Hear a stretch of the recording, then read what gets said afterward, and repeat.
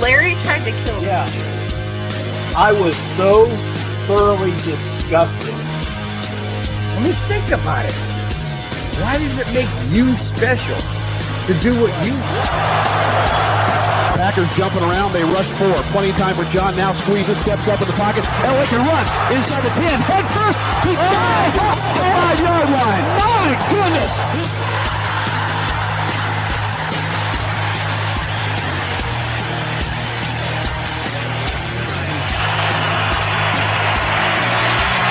Rushing forward, ball comes out of the hands of Newton. It's on the ground, and it's still on the ground. Picked up by T.J. Ward at the 4-yard line.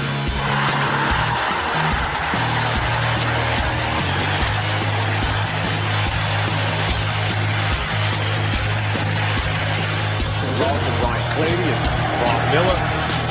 Goes along 3. Going deep. Oh, and he's got Thomas. Goodbye. Touchdown.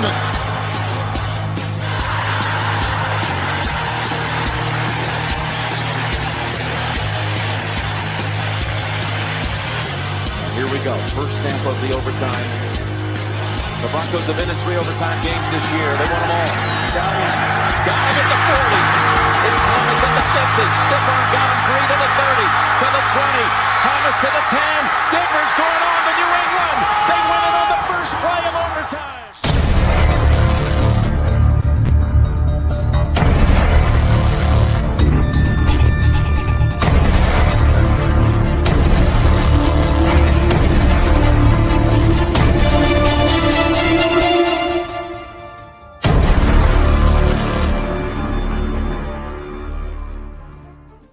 Hello, Bronco fans and football fans everywhere. Welcome to Broncos Breakdown on the MHRT Network. This is a show that is everything Broncos and brought to you with emotion, passion, truth, and of course, my comments. I am your host, Bronco Bill. All right, guys. Bubba, nice to have you in the house. As always, glad to see you. Hello back at you. Not sure, first off, I want to say, happy President's Weekend. Some people have a Friday off, which is today, obviously. Some people have Monday off. Some people have both days off. So hopefully one way or the other, you guys are celebrating at least a extended weekend. Okay. I cannot get enough of that intro. I really can't, especially the Demaryius Thomas, the late Demaryius Thomas.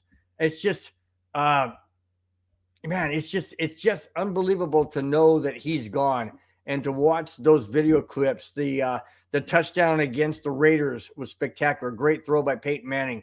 And then, of course, the overtime against the Steelers when nobody gave the Broncos a chance to win that game.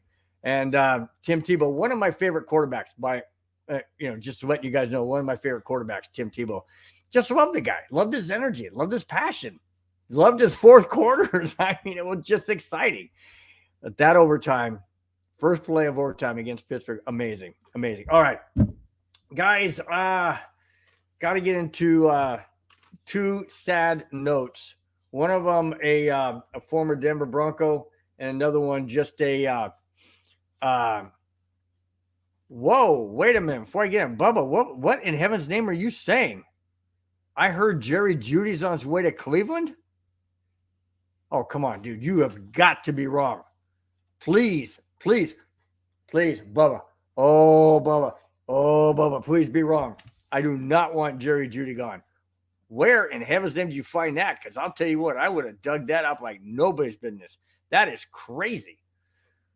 Oh, I hope it's wrong. Oh, my gosh, I hope it's wrong. I'll get into whole some of the Sean Payton things and whatnot, but I'm just really uneasy about what he said. Before I get into my topics, I want to flash back to what I said last week. I'm a little bit uneasy of what Sean Payton said, and this is basically what he said in a nutshell, and that is this Broncos team is not for everybody. That scares me. That scares me big time Because basically what he's saying is nobody on this Broncos team is safe. Nobody. Unless you're in a contract and you can't get out of it, or it's too costly to, the Broncos cap or whatever, or dead money. But that bothers me. That bothers me greatly, because it sounds to me like, and I understand where he's coming from. All right, let me backtrack. I understand where he's coming from. Basically, what he's saying is, look, you guys want to be here, then we're going to work hard, and that's what we're going to have to do. We're going to have to work hard. We're not taking days off. We're not taking preseason off. Hello, last year. We're not doing that. You want to be on this team, you're going to work your tail end off, because the ultimate goal is the Super Bowl, which just happened last week. So if we want to be in it, we mean the Broncos, and I say we because I'm a huge Bronco fan, so I say we. If we want to be in the Super Bowl next year, then everybody on this team has to work as a well-oiled machine, like spokes in a wheel, together. They have to. That didn't happen. There hasn't happened in the last 6 years. I understand where Peyton's coming from, but holy smokes, Bubba, I hope you're wrong. Absolutely hope you're wrong. In case you guys don't know what I'm talking about, that are out there not in the chat, Bubba put up, I heard that Jerry Jeudy is on his way to Cleveland. Man, I absolutely do not want that to happen. Do not want that to happen. I'll take any other receiver. Well, maybe not any other one to leave, but I don't want any Bronco players to leave.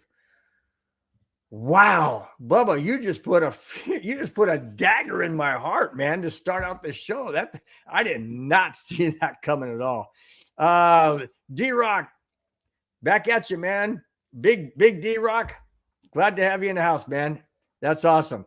Good, Bubba. I hope that's all it is it's a rumor. That's all. I hope that's all it is. Okay, let's get into the first topic. All right.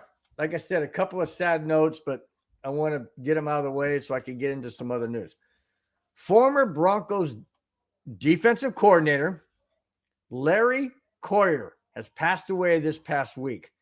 He was a blitz-happy defensive coordinator in 2005, and he took the NFL by surprise when the Denver Broncos hosted the AFC Championship game. That was with Jake Plummer. I remember that game. That was amazing until we lost to Pittsburgh. That hurt. I thought for sure we were going to the Super Bowl with Jake Plummer. That was an amazing year. That defense under Larry Coyer was absolutely blindsided. They blindsided teams because they had no idea about the kind of blitzing scheme that Larry Coyer had. He's such a great defensive coordinator. Absolutely loved watching him. He was absolutely, to me, he was one of the best, if not the best, defensive coordinator to innovate a system and a scheme that the other teams, the opposing teams, had no answer for. Absolutely no answer for. And it was the Broncos defense, like most of the time when we get to the Super Bowl, it's the defense.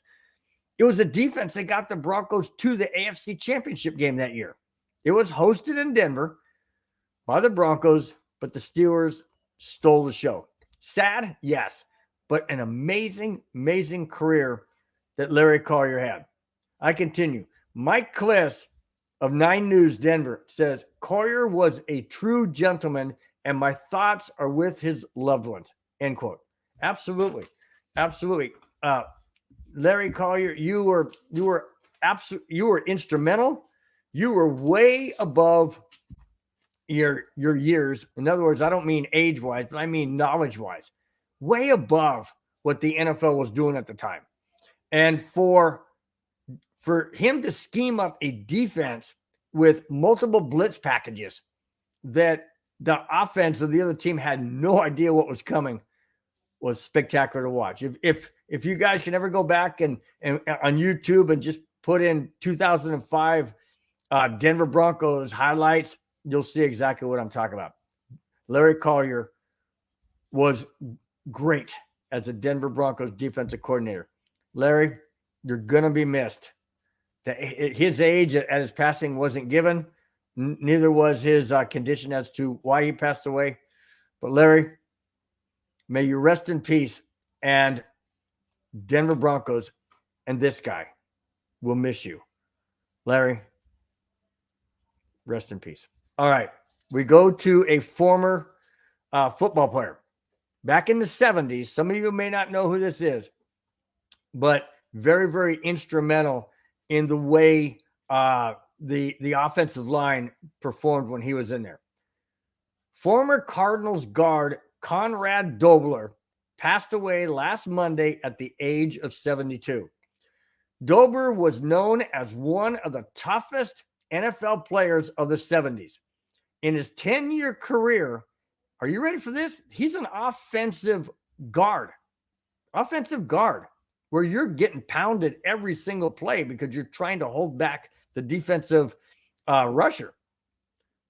In his 10-year career, he started 125 games out of 129 that he played in.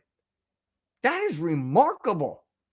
That is absolutely remarkable, because you got to remember, back in the 70s, well, some of you may not remember, but in any case, I'm going to let you know what happened. In the 70s, it wasn't like today.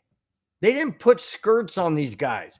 They didn't put little flags on their hips and say, you can't hit them, or you can't do this, or you can't do that. No, back in the day, oh my gosh, they were ruthless. They were rugged. They were mean. They were nasty. They played to basically take you out of the game. I mean, they tried to, I'm not going to say injure, although this probably was on their tables at some point in time, but they wanted to dominate. And to have an offensive guard in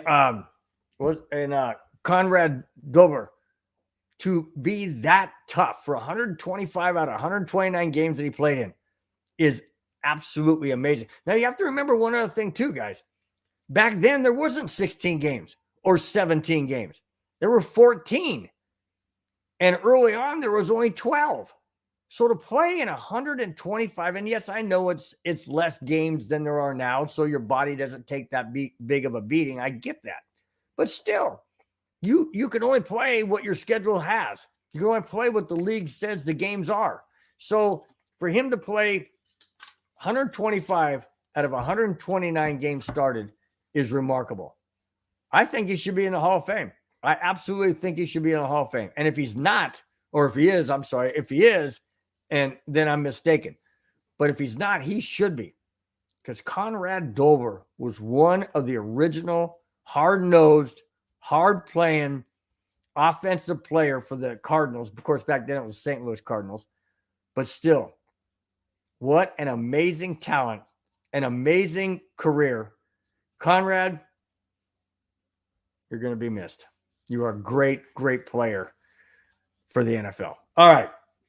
Let's get to a little bit of Sean Payton. Before I do, Ray's in the house. Hey, Ray, man. Hey, hi, Broncos country. We're back at you. Glad to have you in the house. Glad for you to be watching, listening, chime in, do whatever you say, whatever you want. You know, I'll comment like I always do. Okay. Super Bowl pregame comments by Sean Payton. All right. Yeah. Okay. Before I get to that, one more comment on Conrad Dobler. Yeah. Conrad is just straight up mean and nasty. Oh, he was mean and he was nasty, but he played hard. And you've got to, again, like I said, back in the day, they didn't put skirts on the players. They didn't put flags on their hips. They let them play the way football or rugby, if you want to even go a little bit further. I know NFL is at rugby, but back then it was pretty close to it. They just plain mean and nasty, just like the old nickname, Mean Joe Green. So there you go. That tells you how it was back in the 70s. All right. Super Bowl pregame comments by Sean Payton. This I really like the way he approached this and the way he brought this. Sean Payton was asked why he wanted to get back into coaching. Now, this was asked on the pregame show before the Super Bowl. Okay. He said, and I quote, "The number one reason is for this, the Super Bowl. This is the Shangri-La. You get addicted to it once you've been there. Once you've won a championship, you can't get enough of it. So it's building a team and getting ready to start something special." End quote. There you go. Is he all in on the Denver Broncos? In my opinion, absolutely. Of course he is. Or he wouldn't have taken that sweet, cushy job he only had to do once a day. Now he's got to do it 7 days a week, pretty much. Think about it. You got the games on Sunday. Then you have game film breakdown on Monday. And then you have maybe Tuesday off for the players, but not so much for the coaches. Then you have Wednesday practice, Thursday game plan. And if you have a Thursday night game, well, then you got to do all that stuff compressed into less days. But if you're playing Sunday, then you've got, Thursday game plan, you got Friday walkthrough, you got Saturday travel, Sunday game. It's a 7-day-a-week job. Why did he leave that cushy job on Fox? For the very reason he stated. Because you get addicted to winning. You get addicted to being in the Super Bowl. He's won a Super Bowl championship with the New Orleans Saints and Drew Brees against the Indianapolis Colts. So for him to come back after a year out, he realized, or his wife realized, that he needed to get back into coaching. So that's why. But why did he choose Denver, in my opinion? Like he said before, and I may have mentioned this last week on my show, and that is 3 things: ownership, general manager, and fan support. What do the Broncos have? They have an ownership with deep pockets. They have a general manager in George Payton, who wants to strive and do the best for the Denver Broncos. And then you have Broncos country, who is absolutely fanatic about this team. Absolutely, no doubt, to sell out. And I know that there was some empty seats last season, but those seats were sold anyways. They just didn't show up because, in my opinion, they're stupid. You pay the money, show up to the doggone game, okay? Support the team. You don't turn your back on the team. Would you turn your back on your child if they didn't do exactly what you wanted them to do? No, you would encourage them. You do what you could to turn them around. Well, I know as fans, we can't do that because we don't have the money and we're not an ownership, but we can show support. We can be there for them. We can show them that we care. Don't turn your back on the team when they're losing. What the heck is that about? You don't do that. Absolutely don't do that. Okay, I continue. All right. But that's why Sean Payton wanted to get back into coaching. And he chose the Broncos for those very 3 reasons. He's not going to want to go to a team that has no fan support, like the Chargers. You're not going to do that. Why would you do that? You're not. He comes to Denver, and he is going to turn this team around. Absolutely going to turn this team around. And as it gets closer and closer to preseason and all that, I'll give you my thoughts and whatnot on what I think the Broncos are going to do in their record. Because I have total confidence in Sean Payton. I didn't like it at the beginning when we hired him because I had mixed emotions about how he left New Orleans and if he would do that in Denver. But after him saying what he said, I don't feel that way anymore. I really don't. I'm all in, man. I'm jumping in with both feet, both arms. I'm doing a cannonball. I'm going into that proverbial orange and blue Kool-Aid, and I'm taking it all in until proven different. And I hope that doesn't happen. Of course, I hope that doesn't happen. All right. Let's see.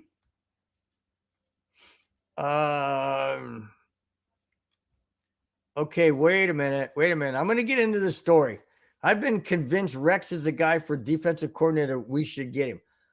I'll get into that. I got that segment. Hold on. I got that segment. I'm getting to it. So bear with me, and I'll definitely give you my points. And you guys chime in when that comes up, because I'll definitely, we'll definitely go back and forth with feedback. It'll be great. Okay. Let's see. What's this say? We are all Bill straight fanatic. Denver, but yeah, you're right, D-Rock. We're all straight fanatics, and that's the way it should be as Bronco fans. You don't turn your back. You just don't, and that bothers me when people don't show up. You're going to spend all this hard-earned money that you worked, maybe extra hours, or you cut out on this and that, and then you buy season tickets, or you buy you buy a ticket to go to the game, and then you don't show up. I guess some people like to just take their money and go and just burn it, because that's exactly what you're doing. And you're not doing them any favor, because you already gave them your money, but now you're not giving them your support. I can't back that. I'm sorry. All right. Broncos wide receiver coach Zach Azzanni has had an interview with the New York Jets after meeting with the Buffalo Bills last Monday. Tom Pelissero confirms this is true. Are we getting coaches to defect, or is it something more deeper than that? Are they getting word that, hey, Sean Payton's going to just clean house and start over with everybody new? I'm not quite sure I'd like that. I mean, I understand head coaches, and we've gone through this for the last 4 head coaches we've had. They're going to hire their own people. The problem I have with that is this. If somebody is doing a good job, a great job, why would you get rid of them or allow them to go and bring in your own people that now have to work with the new wide receivers, or now have to work with the new quarterback as a quarterback coach, or now has to be a new offensive coordinator or defensive coordinator? Why are we doing this? Why are we constantly turning over the proverbial shell, whatever it is? Why are we doing this? Why are we constantly getting turnover after turnover after turnover? I don't like it. And there's more of these. I've got several to bring to you, and none of them are things that I like. I don't like them. Absolutely do not like them one bit. Listen to what Zach Azzanni is, a wide receiver coach. Don't you think our wide receivers did pretty well the last 5 years? I do, given the revolving door of quarterbacks and the revolving door of head coaches. Why wouldn't we keep a Zach Azzanni? I don't get this. I absolutely don't get, and it goes back to what I said earlier. I don't like the fact of what Sean Payton said in his presser. And I mentioned this last week on my show and again earlier on in the show.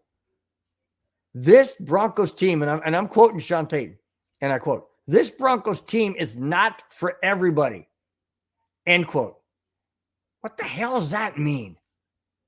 Does that mean that he can get rid of anybody and everybody? Of course he can. He's a head coach, but he has to go through some channels, I would imagine. But still, I'm not liking this because of the fact that now we're getting defections. Why would Zach Azzanni want to go to the Jets? I understand why he want to go to the Bills. Yeah. Why would he want to go to the Jets? Why wouldn't he just stay with Denver unless he's had enough? I don't know. I don't understand. I don't get it. Let me continue. Azzanni could still return on Payton's staff if Payton so chooses. Azzanni has done a great job the past 5 seasons with a productive wide receiver group, end quote. I agree. Absolutely agree.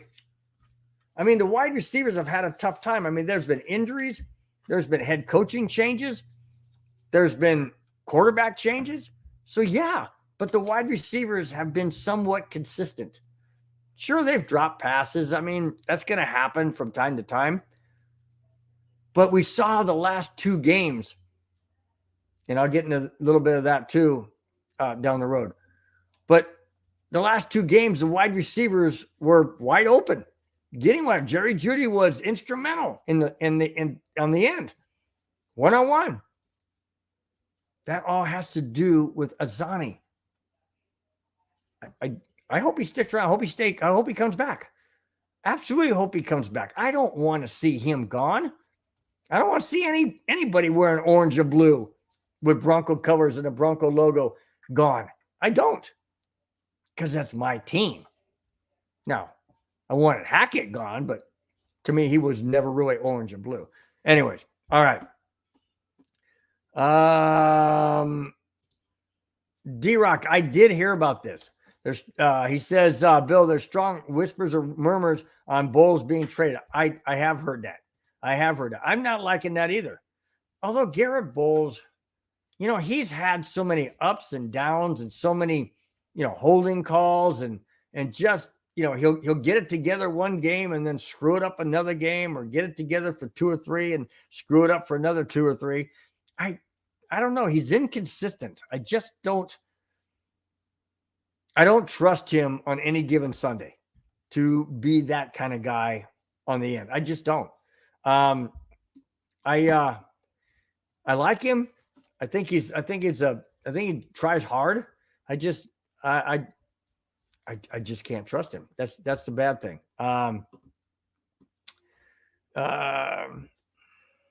Yes, this is exactly what I'm talking about. I think in this case, when a bond is built and key people, coaches leave, it's a domino effect. Absolutely. It's a domino effect. And that's what bothers me. Absolutely bothers me. And I've got some key guys that I'm going to bring up that are leaving. And I don't like it. And I'm not sure it's because if they don't think they can get along with Sean Payton, or they don't like the directions it's going, or they don't like the key words he said that, again, quote, this Broncos team is not for everybody, end quote. Okay. Does that mean that everybody's looking over their shoulder going, oh, shoot, does that mean me? He's bringing in so-and-so. I don't know. That could be me. And then they get cold feet. Maybe they get an offer from somewhere else. Maybe they put their feelers out. I don't know. But I'm not quite sure I like this direction, because there's to me, I just don't like the fact that he's bringing in a lot of Saints coordinators and coaches, because I don't want to call this the Denver Saints, because in latter years under Sean Payton in New Orleans, they weren't doing too well. They weren't winning too many games. And I remember when there were paper bags over the fans' faces and heads. I don't want that in Denver. I don't want people not showing up. I don't want that at all. But I also don't necessarily want the New Orleans Saints coaches residing in Denver, and now we're called the Denver Saints. Of course, I'm being facetious, you know that. But coaching-wise, I'm not. And I'm not sure I like this. I hope I'm proven wrong. Absolutely, I hope I'm proven wrong. I'm just not liking the direction this team is going with this coaching staff. And I know that a lot of it can be attributed to Hackett and how he handled things and whatnot. But that doesn't mean that Azani is a bad coach. I want him to stay. I don't have control of that. But I have control over how I feel, and I'm just expressing how I feel. That's it. All right? Let's move on. Another coach leaves Denver. What did I tell you guys? What did I tell you? Former offensive coordinator Justin Alton is officially leaving town. With Payton bringing in here it is. This is what I just said. With Payton bringing in much of his own staff, it was expected Alton would leave. I don't like this. And I'll tell you why. I'm going to get into this right now. Alton called the plays in the final 2 games, both producing more points and production than the previous 15. Absolutely. Denver scored 24 points against Kansas City and could have won that game. Denver scored 31 points against the Chargers and did win that game. And there were 7 touchdowns thrown combined in both of those games combined. 7 touchdowns. Okay? I mean, maybe not 7 thrown, but Russell Wilson ran for 2 against Kansas City. Okay, so he threw for 5. Okay. My point being is this. More touchdowns were scored in the final 2 games than the first 6 games under Hackett and him calling the plays. Why would I want Alton gone?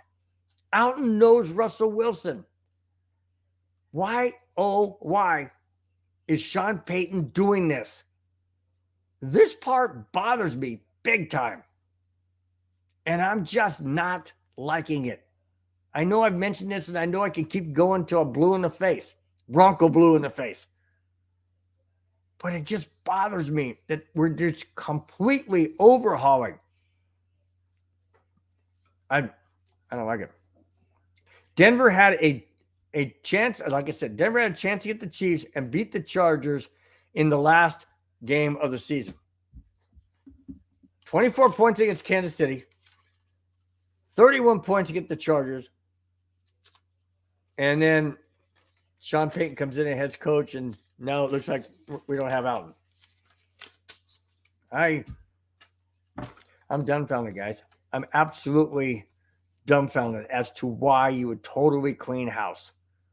Now, maybe it's because he being Sean Payton, maybe it's because of ownership, maybe it's because of George Payton. I don't know. Maybe they just want to go in a completely new, different direction.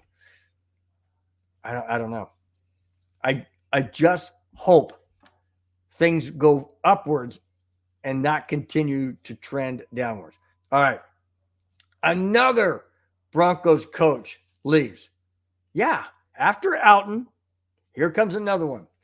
And this one I really didn't think would leave. Per Mike Kliss, a source confirms former Broncos quarterback coach Clint Kubiak is joining the San Francisco 49ers offensive staff in some capacity. Wow. So, Clint Kubiak leaves, quarterback coach. Now who's going to be the quarterback coach to Russell Wilson? I mean, how many changes can this team have and these players have? So, Russell Wilson leaves Seattle last year, comes to Denver, new head coach, albeit horrible, but new head coach, new quarterback coach, new offensive coordinator, new players, new receivers, new everything, new playbook. And now he's got to get another head coach, another offensive coordinator, another quarterback's coach. What the heck? This is mind-boggling to me. Absolutely mind-boggling. Why, oh, why is Sean Payton just blowing this thing up? I mean, seriously. I mean, it's hard for me, guys, to be speechless, but I'm very, very close to that when it comes to this. I absolutely don't get it. I absolutely don't get it one bit. Sean Payton hasn't coached in the NFL for a year, and I know it's only 1 year, but a year is a year, and he could be rusty, and he could have some hiccups, so to speak. Why would you not rely on somebody that's already familiar with Russell Wilson, already familiar with, how he plays? Like I said, I'm speechless. All right, I continue. Let's see. Okay, Gary, Clint's dad, worked under Mike Shanahan, and now Clint Kubiak will be working under Mike's son, Kyle Shanahan. There you go. Back to family reunion, so to speak.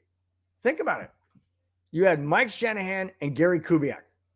Now you have Kyle Shanahan and Clint Kubiak. Watch out. 49ers are going to be something special next year, especially if they keep that phenom quarterback. What's his name? Starts with a B. Not Boyd. Anyways, you guys know what I'm talking about. But they're gonna be something special, especially with Clint Kubiak. I'm not saying he's all world, but if he can take any kind of a page or 2-page or 3-page from his dad, there you go.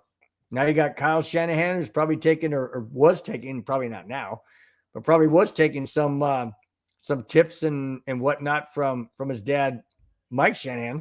So why in heaven's name wouldn't Clint Kubiak take it from his dad? I would. Sorry, guys. The phone's a house phone. My wife will get that. All right. Let's see. D-Rock makes a good point. Aren't a lot of the coaches Hackett's buddies? True, they are. But that being said, if they're doing a good job and Hackett's not around, that could be a point, though. You know, I just thought that's like what happened with who we just lose? We interviewed him. Anyways, but you're right. If there is buddies and they want to feel loyal to Hackett, then they're probably going to leave and say, "Hey, I'm not going to stick around on the team."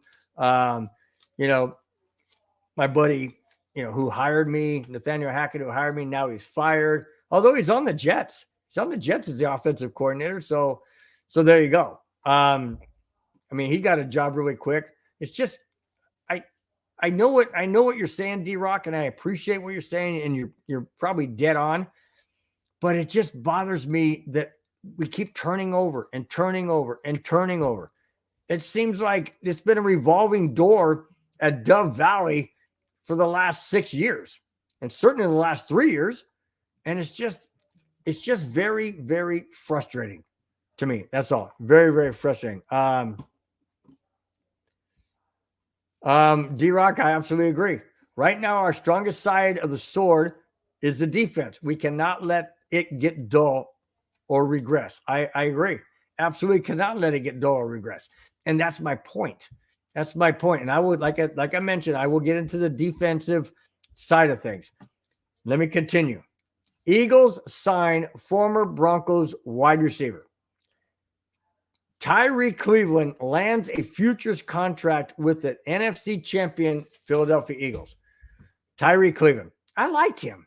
I really did like him. I know he's young and somewhat, NFL inexperienced. I know, but I liked him. I don't like I said, I don't like to see any Broncos player leave. I don't care if they were, top notch up here or down here on the practice squad. I don't want to see anybody. Melvin Gordon, but we'll get into that topic too. But, I don't. I like Tyree Cleveland. He did have issues. Yes, he fumbled on punts and kickoff returns. But I think that could be taught. And if he's going to sign a futures contract with the Eagles, then that means the Eagles saw something or see something in him that they feel they can figure out, they can change, they can make him into a better punt returner, kickoff returner, wide receiver, scat back, whatever, that they have planned for him.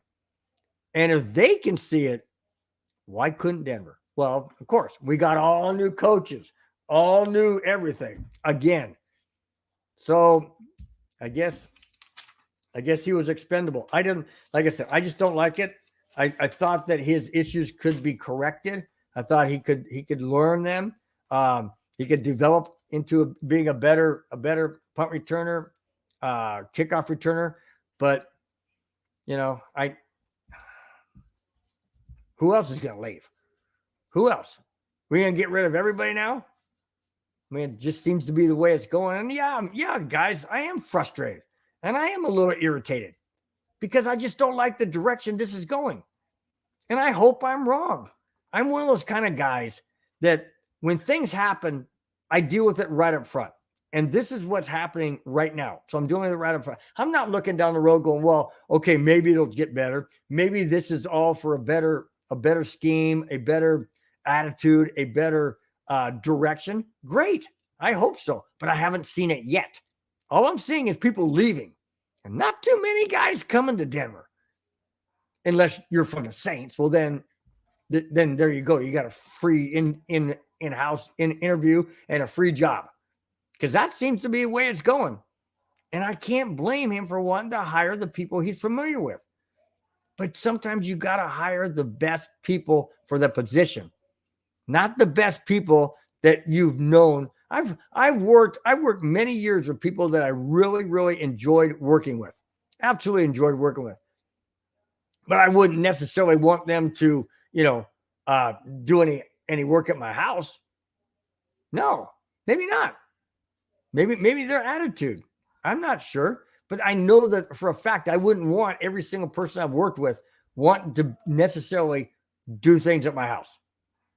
Just saying. I've hired a gardener. Never met him. Never knew him. My wife hired him. The guy has a company. It's great. Does phenomenal work. Never knew him before. So see, sometimes you got to go outside your boundaries. Go outside your comfort zone and hire somebody who's really good for the job. Not necessarily a buddy. Somebody who's the best fit for the job. Okay, just saying. All right. Speaking of Saints and hirings, Declan Doyle. Who? I'll tell you. Declan Doyle, former Saints offensive assistant Declan Doyle is headed to the Broncos to be Denver's tight ends coach? An offensive assistant is going to be the Broncos' new tight ends coach. Wow. Has he ever had any experience as a tight ends coach? I don't know. Didn't say. Just says he's an offensive assistant for the Saints. Okay. Offensive assistant in what capacity? Doesn't say. But now he's the Broncos tight ends coach.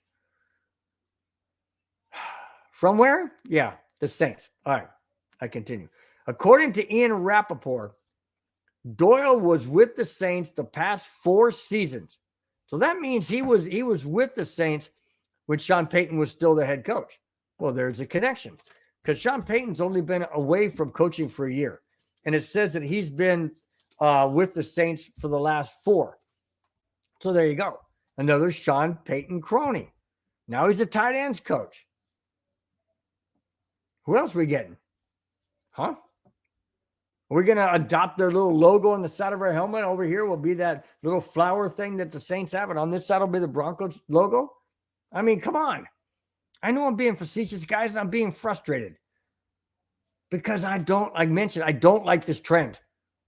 Period. All right, I'll get off that soapbox. Let's continue. Getting into the defensive coordinator the Broncos are looking for. And who was it back here? I'm going to bring it back up just so I can give you some credit for saying it. Here it is.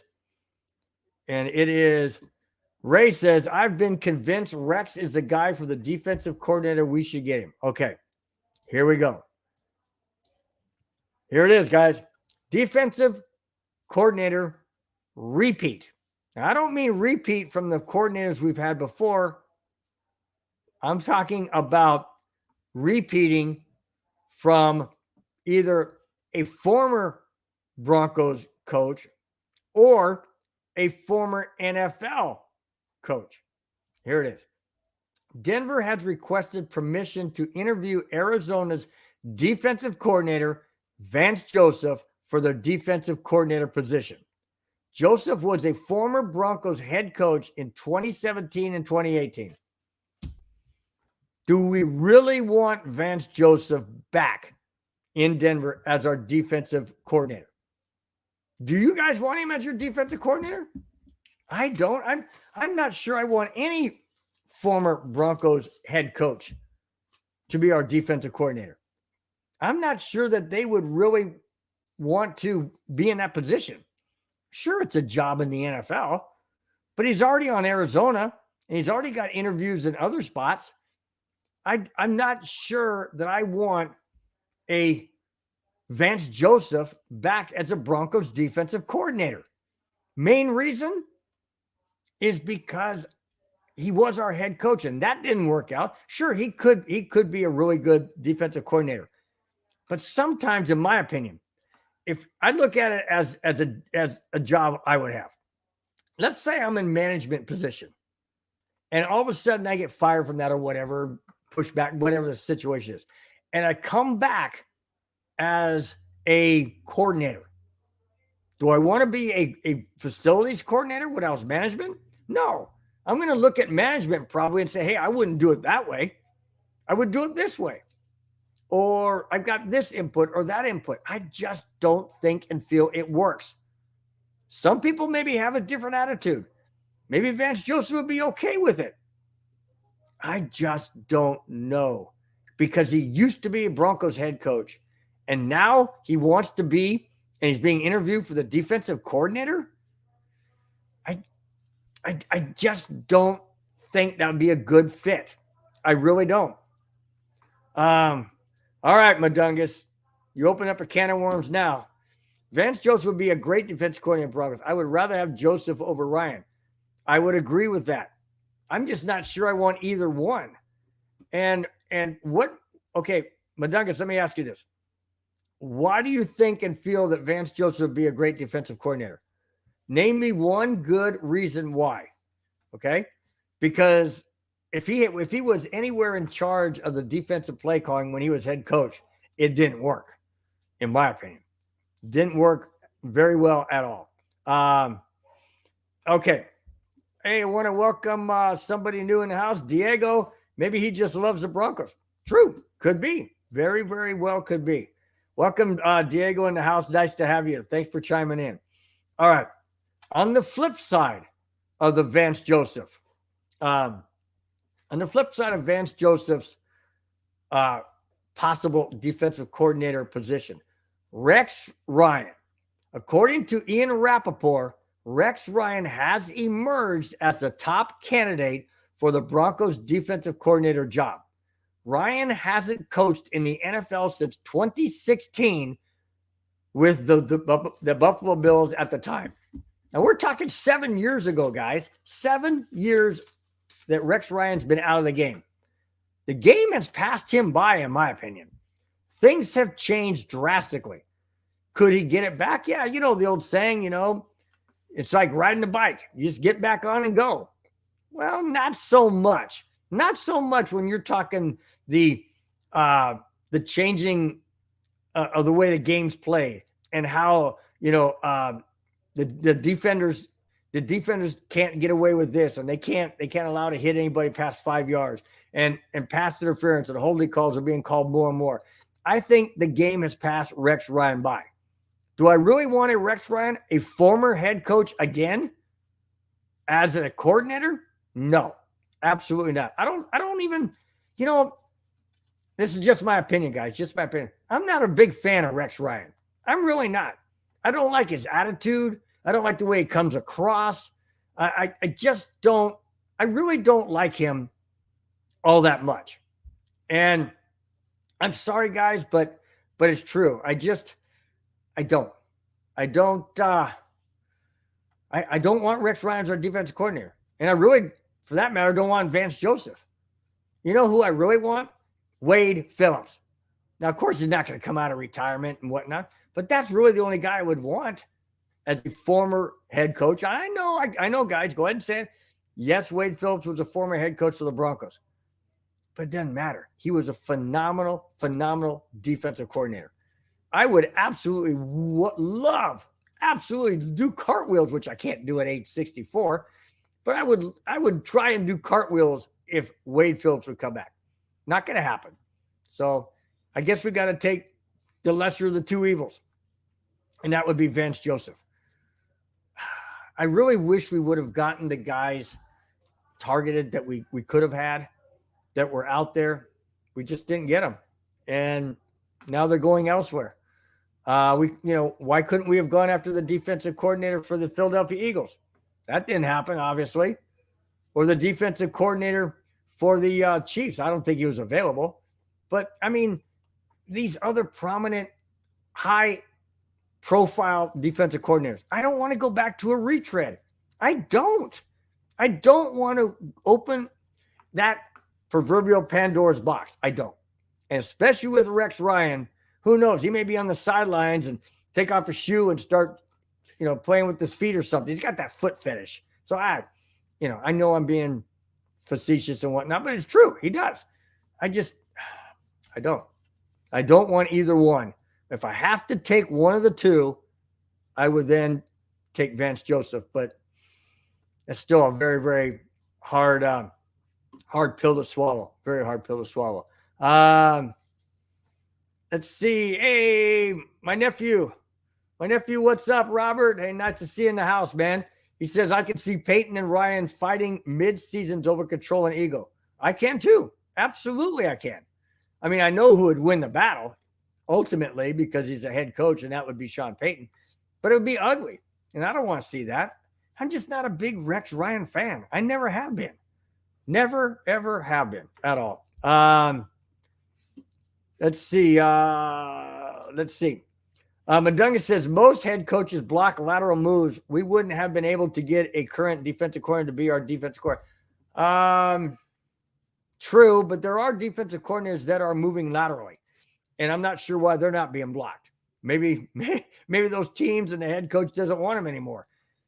But there are lateral moves. You're just probably not going to get a really good lateral move. But I understand that. But I go back to Vance Joseph and Rex Ryan. I'm just not on board with that. And I'm not really sure who I'd want. I just know I don't want those two. They're former head coaches, one of them with the Broncos, and one of them with a foot fetish. I don't want either. All right. Let's go to, and this one irritates me. Big time irritates me.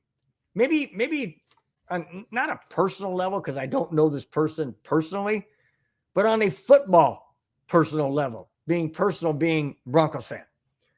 Former Broncos running back who couldn't seem to keep his hands on the ball will soon be keeping his hands on a Super Bowl frickin' championship ring. Didn't do a dang thing for the Chiefs. When the Broncos let him go, Chiefs signed him to what? Practice squad. Whoopee. You know, I mean, I've had people say to me, well, maybe he was instrumental in the practice squad to kind of, help the Chiefs against the Eagles or the other teams in the playoffs. How much? How much information could he give them? Hang on to the ball because I can't? Don't give me the ball. Don't let me play on your team if you want to win a Super Bowl. Just keep me on the practice squad. Then I can get a Super Bowl ring and not do a dang thing. Melvin, golly, what a disgrace to me. Absolutely. I can't stand this with every fabric of my being. He didn't do a dang thing to earn that Super Bowl championship ring. Not a single thing. And yet you got guys who've worked their tail end off, who get hurt, who can't play, who want to play. They get a Super Bowl ring, which I commend them for because they had blood, sweat, and tears. Not Melvin Gordon.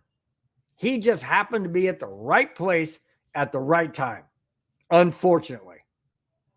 To me, makes me want to throw up because he didn't earn it.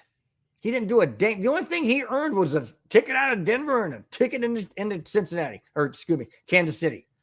That's all he earned. And he gets a freaking Super Bowl ring. Wow. My goodness. Unbelievable. Unfreaking believable. I wanted the Eagles to win for that very reason, and also because the Chiefs are in our division. I didn't want them to win a Super Bowl again. But, that's what happens. And it just irritates me to no end to know that he didn't do a dang thing to even earn his name on a ring, let alone get one. Life must be good, man. Life must be freaking really good. Just bugs me to no end. Thanks, Diego. I appreciate that. Absolutely appreciate it. It is just so frustrating. I just can't stand the stomach that he's got a Super Bowl ring and other people that deserve it a lot more don't. And I'm not talking about, circumstances happen. You go to the Super Bowl, you lose. I understand that. But man, there's a lot of other great, amazing players that have never won a Super Bowl. And this one bugs me no end. All right. Let's see. Yes, that is true. Robert, you are very true. Fangio signed a 2-week contract with Philly. He almost got a ring too. Yeah. Knowing what I know now that Melvin Gordon was going to get a ring if the Chiefs won. I kind of wish Fangio and the Eagles would have won. Well, I won the Eagles anyways. But you're right. I forgot about the fact he signed a 2-week a 2-week contract to kind of help the defense of the Eagles win a Super Bowl, which came very, very close. Very, very close. I know there's a lot of people talking about the controversial holding call and all that. Well, the defender did say he held, and it was a call, but he also said most of the time the referees let it go. Should they have let it go? I don't know. That's debatable. If it's a penalty, it's a penalty. So I don't know. But anyways, it's true. And I like this one. Great, great comment, Robert. I'm surprised Gordon didn't fumble the Lombardi trophy. Yeah, no kidding. No kidding. Probably learned how to hang on to it with 2 hands, or somebody stuck super glue in his hand so he couldn't drop it. Yeah, good point. Because it does have a football at the top, so he could have fumbled it. So you're right. Okay. Let's go to Eric Bieniemy.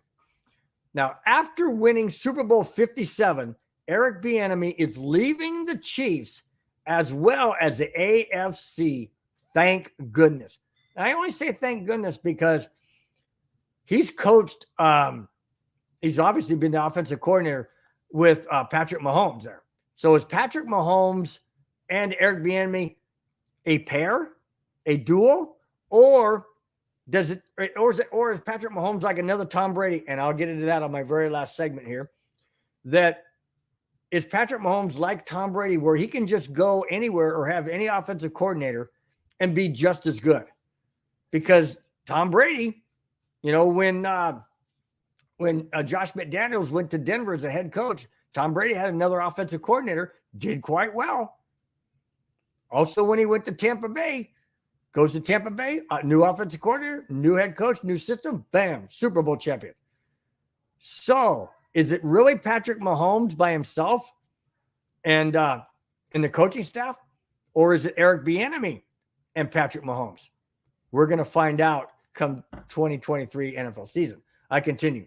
Bieniemy is finalizing his deal to join the Washington Commanders. Why in heaven's name would you leave Kansas City, a predominantly powerhouse in the AFC, to go to the Washington Commanders?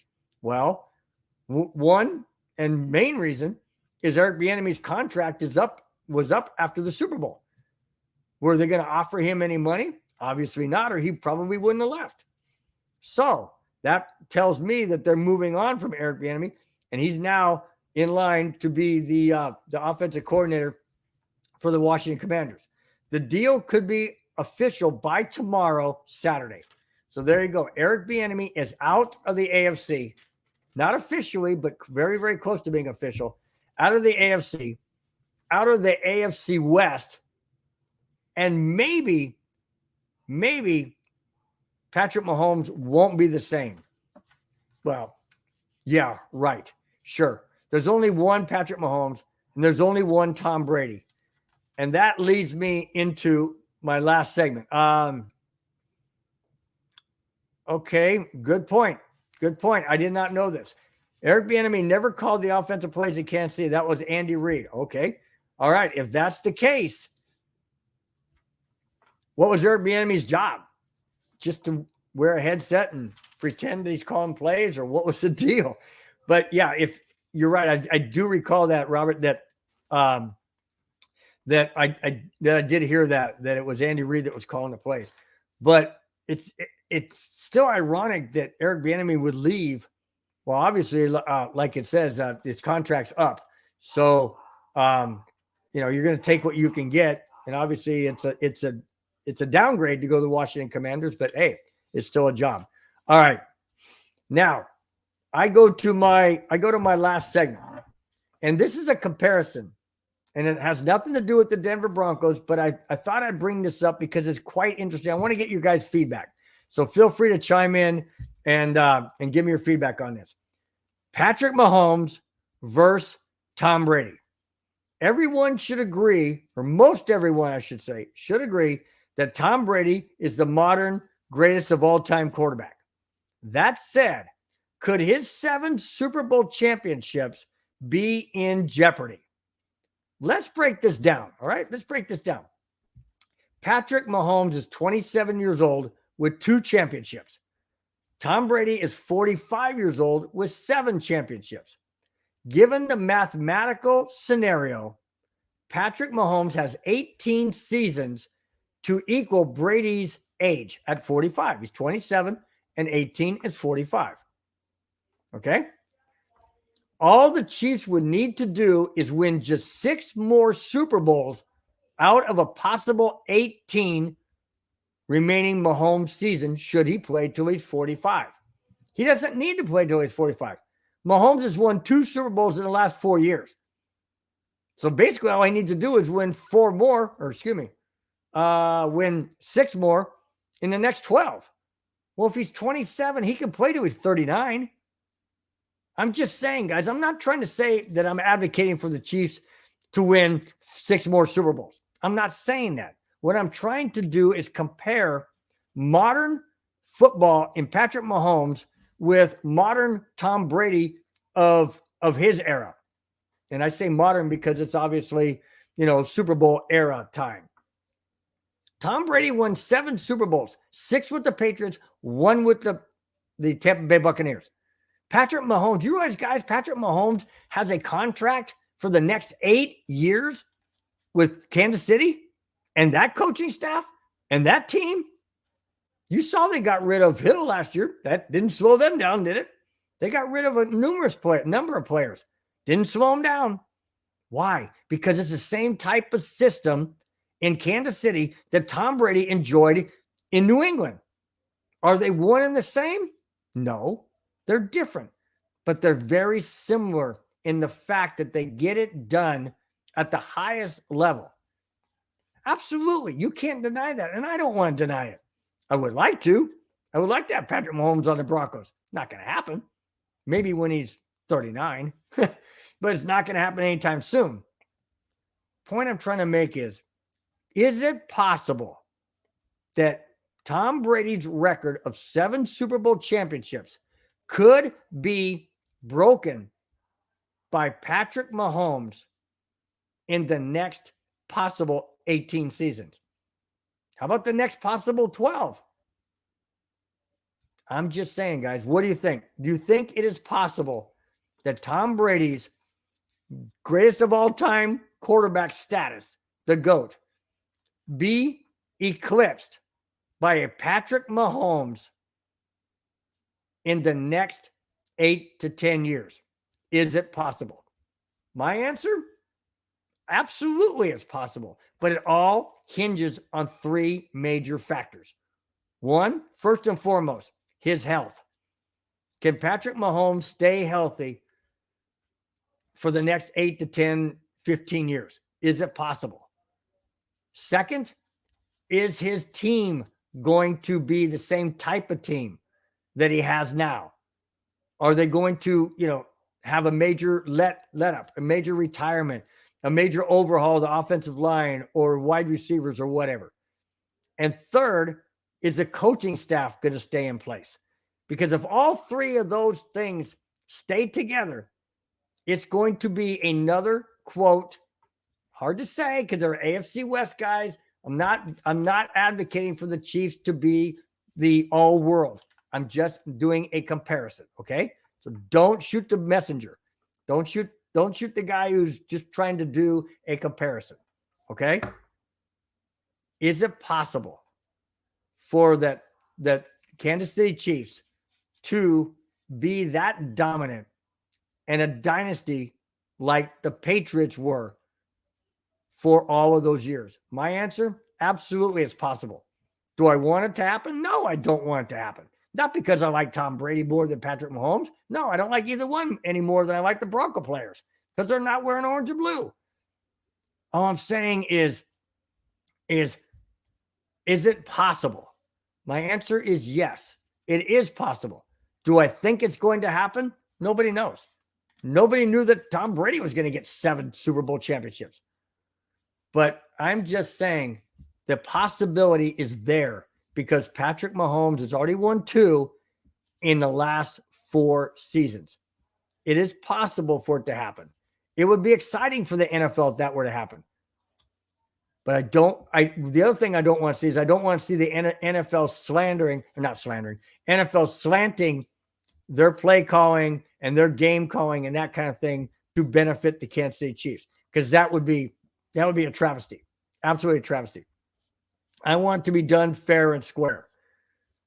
It'll be interesting here in the next 8 to 10 years to see if that's possible. Hopefully not. Hopefully the Denver Broncos take over the division, take over the AFC, and take over Super Bowl championships. That's what I want to see. That's what I want to see. But I just thought that the comparison after the Chiefs won the Super Bowl, that comparison, I just thought was quite interesting, that it's a possibility that it could happen. He could tie it, he could break it, or neither one of it could happen. But if any quarterback out there has the capability of being the next generation GOAT, it is Patrick Mahomes. That's all I'm saying, guys.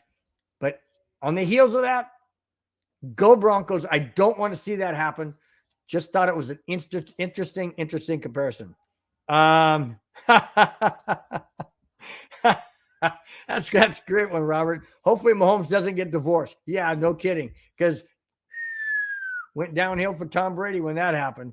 No doubt about it. No doubt about it. Good. That's a great call. That's a great call. Also a great call on this, Robert. Mahomes is on the right trajectory. Absolutely. Sure he is. Think about it. If he can win 2 in the last 4 years, let's say if he wins 4 of the next 8, well, that gives him 6. He's right on the doorstep. Maybe he just needs to get traded to the Broncos so he can win another one. Just saying. I mean, Tom Brady left the Patriots and went to the Buccaneers. Why couldn't Mahomes leave Kansas City 8 years from now, come to Denver? Why not? I'll welcome him. I don't care if he's 45, 37, 40. I don't care. I'd welcome him. If he has that kind of talent, and he still has that kind of talent 8 years from now, oh, yeah. Oh, yeah, you betcha. Absolutely. Absolutely. No doubt about it. That's it, guys. That's all I have. Thanks for watching. Thanks for subscribing. If you haven't, please do so. I greatly appreciate it. Before I get out of here, I just want to acknowledge the fans that were in the chat. You got Bubba, you got D-Rock, you got Ray, you got Madungus, you have, where are they at? Madungus, I said that. Oh, you have Diego. Thank you so much, Diego. You got Robert Marino. Thank you so much, Robert. My nephew, appreciate it. Thanks so much for being in there, for chiming in, for all your comments and your support. Really appreciate every single one of you that watch, that subscribe, that chime in. That's what makes this show the best it can be, is the input that you guys put in there. Really, really appreciate it. Ray, thank you always so much for your comments. Really appreciate it. Good show. Good night, folks. That's same to you, Ray. And enjoy your weekend. Hopefully you got a good long weekend with the President's weekend. You guys, thanks again so much for all your support. Before I get out of here, let me remind you of the shows that are upcoming. This is Friday, so we have the neighborhood, the Avalanche neighborhood on Sunday. I believe that's a 4:00 game my time. I could be wrong, but anyway, stay tuned. Check out the schedule. That's on Sunday. It's going to be live, the neighborhood with Madungus Creevy and myself. That's the Avalanche neighborhood. And then on Monday, you have the Cluster Puck podcast. That goes live every 5, 6, 7, and 8. On Tuesday, you have the 5280 podcast. That goes live every 5, 6, 7, and 8. And that is followed by the whiskey show. What's it called? I can't remember the first part of it. No nonsense. No nonsense is whiskey. That goes live right after the 5280 show. So tune in for that. Great show. You guys will get all your sports. They cover everything. Then on Wednesday, you have the Wild Wild West that features a fan from every AFC West team: Broncos, Raiders, Chargers, and Chiefs. That goes live every 4:30, 5:30, 6:30, and 7:30. And then on Friday, this show once again, Broncos Breakdown, live 5, 6, 7, and 8, hosted by me, Bronco Bill. That's live, like I said, every Friday. Until then, guys, have a wonderful, wonderful rest of your weekend. Hopefully it's a long weekend for a lot of you guys, and you can just relax, enjoy yourself, and just have a wonderful, wonderful weekend. Till next Friday, I will see you then. Till then, guys, take care. Bye-bye.